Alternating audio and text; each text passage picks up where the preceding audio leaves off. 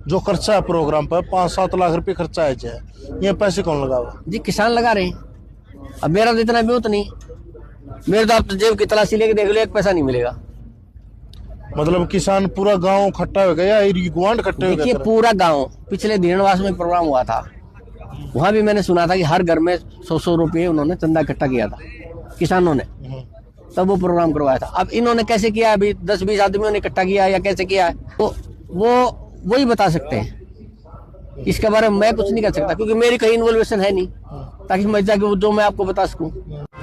नमस्कार, मैं प्रवीण अहलावत हूँ। आप 90 डिग्री देख रहे हैं। मैं उस मुख्य द्वार के बिल्कुल सामने हूँ जहाँ पर संत रामपाल जी महाराज का सम्मान समारोह यहाँ पर आयोजित किया जा रहा है।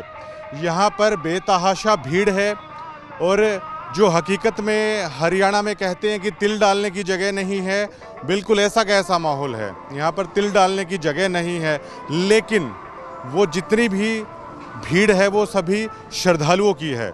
जैसा कि कमेटी बार बार दावा कर रही थी कि 350 गांव ऐसे उमड़ कर आएंगे, उस तरीके से उमड़ कर आएंगे, वैसा बिल्कुल कुछ भी नज़ारा है वो देखने को नहीं मिल रहा है।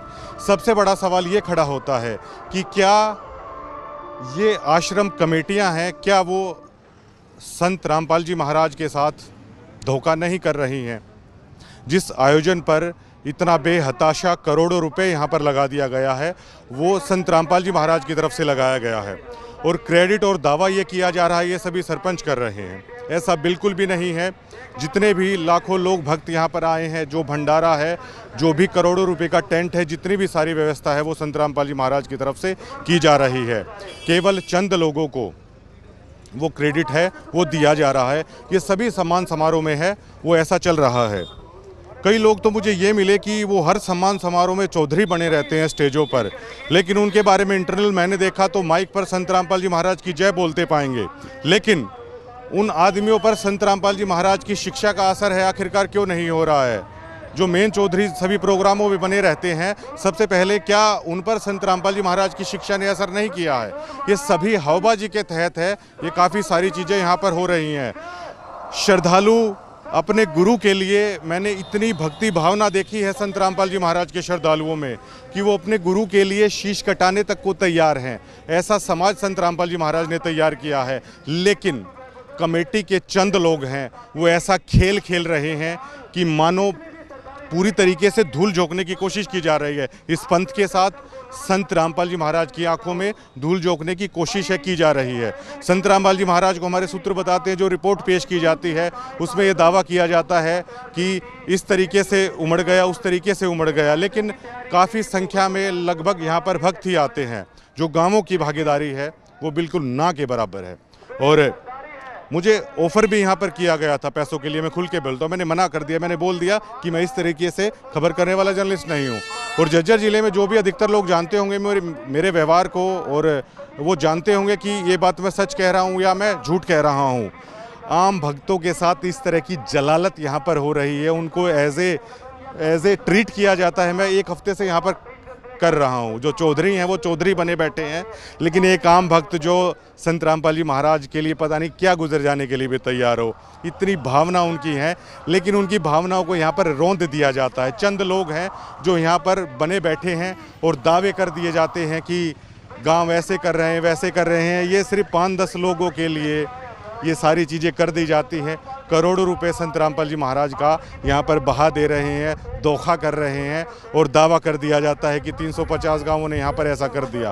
आम आदमी की भागीदारी ना के बराबर। तिल डालने की जगह नहीं है, वो सभी श्रद्धालुओं की जगह यहाँ पर बनती हुई नज़र आ रही है। इससे ज़्यादा मैं क्या कहूँगा। पूरी तरीके से इस कमेटी ने मजाक बना कर रख दिया है। इस कमेटी को ये तक नहीं पता कि किसान आखिरकार है कौन।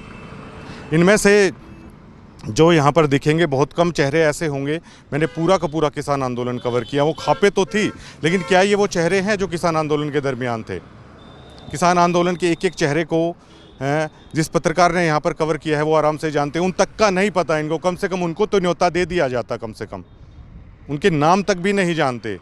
और देखिए मतलब कैसा खेल है यहाँ पर खेला जा रहा है संत रामपाल जी महाराज के साथ। करोड़ों रुपए पानी की तरह बहाया जा रहा है। और संत रामपाल जी महाराज की शिक्षा का प्रचार आखिरकार ये कमेटी आखिरकार कर कैसे रही है? क्या इस प्रोग्रामों से उस चीज़ का प्रचार हो रहा है? और ये तक कह रहे हैं मीडिया को कि झूठ बोल दीजिए ये किसान हैं। आखिरकार ये कैसे बोल दिया जाए? जो आश्रम कमेटी के सदस्य हैं वो आश्रम कमेटी के सदस्य हैं, उन्हें आखिरकार कैसे किसान कह दिया जाए? यहाँ पर बीकेयू की इतनी यूनियन है, राकेश टिकैत यूनियन भी है, गुरनाम सिंह चढ़ूनी यूनियन भी है, जोगिंदर नैन यूनियन भी है, लेकिन क्या उसकी भागीदारी यहाँ पर देखने को मिल रही है? सभी जितने भी प्रोग्राम हो रहे हैं, संत रामपाल जी महाराज के लाखों की संख्या में भक्त आ रहे हैं और वो भक्त अपने गुरु की आज्ञा मानकर यहाँ पर आ रहे हैं, लेकिन ऐसा भोंडा मजाक मचा कर रख दिया है इस आश्रम कमेटी ने जिसका आप अंदाज़ा नहीं लगा सकते।